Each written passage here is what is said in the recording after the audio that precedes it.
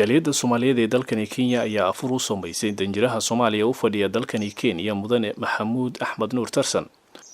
Mas'uuliyiinta jaaliyadda ee ka hadlay kulanka ayaa sheegay inay ka qayb qaadan doonaan dib u dhiska Soomaaliya iyo sidoo kale dib u dhiska xarunta safaaradda Soomaaliya ee Kenya oo dayactir u baahan. waxaan rabaa inaan halkaan ka soo dhaweeyo safiirka sidii horeba lagu soo dhaweeyay soo dhawow sacaab safiir runtii hawl baa ku taala waxaan rabnaa kugu soo dhaweynaynaa Kenya waxaan kugu soo dhaweynaynaa shaqadaada Soomaaliya iyo Kenya runtii waa laba dawladood saaxiib ah wax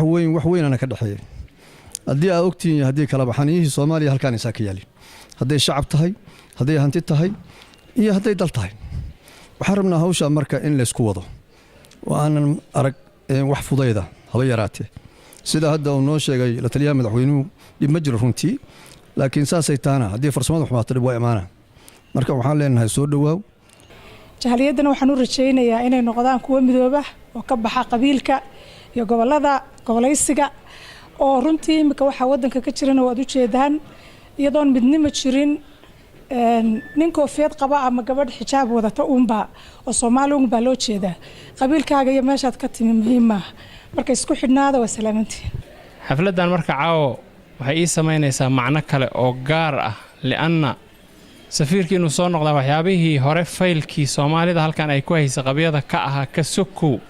fayl cusubna way abuurmeen oo aan ogahay inuu aad uga warqabo brief cusub la soo siiyay waxaan aad ugu faraxsanahay walaalkay Ibrahim Rashiid inuu noo baaqay in wax weyn aysan jiri doonin jaraa'idka si loo iibsado wixii la rabaa lagu qoray laakiin wax weyn aysan jiri doonin oo xiriirka Muqdisho iyo Nairobi inuu ka sii fiicnaado maahay aan wax culays iman doonin insha Allah maalintiina la siiyay ee maxkamadda noo xukuntay intii joogtay ayaa joogtay u malayn maayo wax joog inay joogaan hadda inta oo la dhagax dhigayo la dhagax dhigaa safaaraddu waa leedu soo wareejiyay ganacsatada Soomaaliyeed waxay ballan qaadeen aan rabaa inaan ku sheego inay dhisayaan safaaradda anigu waqti badan baan ku noolaa Kenya safaarada badan oo Soomaaliyeed waa joogtay weli ma arkin ninka la yiraahdo Maxamed Axmed Nuur nasiibka uu ku leeyahay halkaan oo kale weli ma arkin maalintii horeeto waan ku faraxnay waa soo dhaw waa jeclayn markii la yiri waa tagay agoon baan noqonay dadka oo dhan si u dhan yihiin reer Nairobi uma kala harin aad bay u xumaadeen socodkiisa agoon bay noqdeen dadkii hadda markii nala soo celiyayna waa faraxsanahay gudoomiyaha jaaliyadda Soomaaliyeed ee dalkani Kenya Cabduqaadir Diini oo ka hadlay kulanka ayaa soo dhaweeyay safiirka sidoo kalena Soomaalida faray inay isku duubnaadaan isagoo jaaliyadda Soomaalida ugu baaqay inay ka qayb qaataan dib u dhiska safaaradda mudane safiir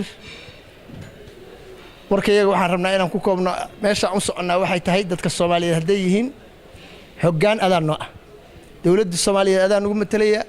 waan ogolnahay laakiin safaaradda in la dhiso dadka Soomaaliyeed way ka go'anta diyaar buu yahay safiirku inuu community-ga hadda la kuriyo community xoog la meeshan ka dhiso inuu hirgaliyo laakiin waxaan rabnaa safaaradda inaan la shaqeyno ama muujino safaaradda inaan la shaqeyno haddaan intiinaan anagu jaaliyad ahaan isku keenay inta kale oo dhiman waxaan ka rabaa inaan shir weyn oo hadda aan soo wadno oo rabadaan markuu dhamaado jaaliyadii kol injineeradii iyo raggii waxa weeye soo cabirayay iyo hawsheedu meeshay marayso raggeedu waa nala jooga xogtaasna waa la wadaagi doonaa waxa la rabaa qof kasto Soomaaliya midka halkan jooga iyo midka maqan waa inuu ogaadaa targetkayga iyo qorshahayagu wuxuu yahay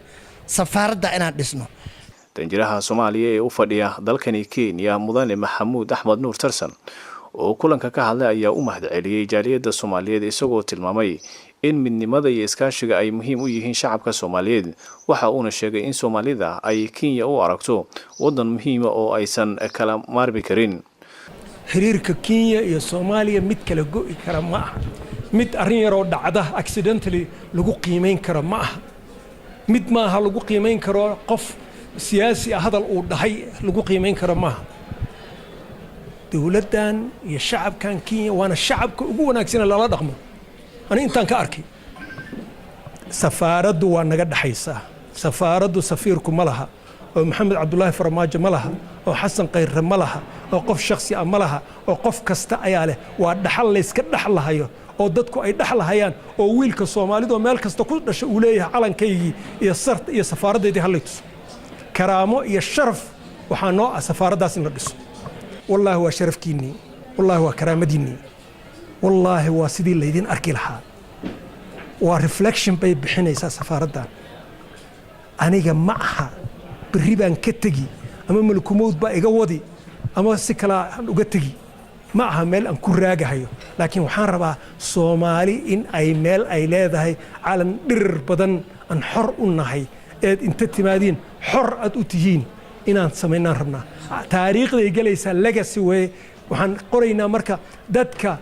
looxad dhagax ah oo ayaan sameynaynaa oo dadka contribution ka sameeyay oo dhisay baan magacyadooda ku qoraynaa siday u kala lacag badan yihiin baan ku qoraynaa si loo xas hatta markay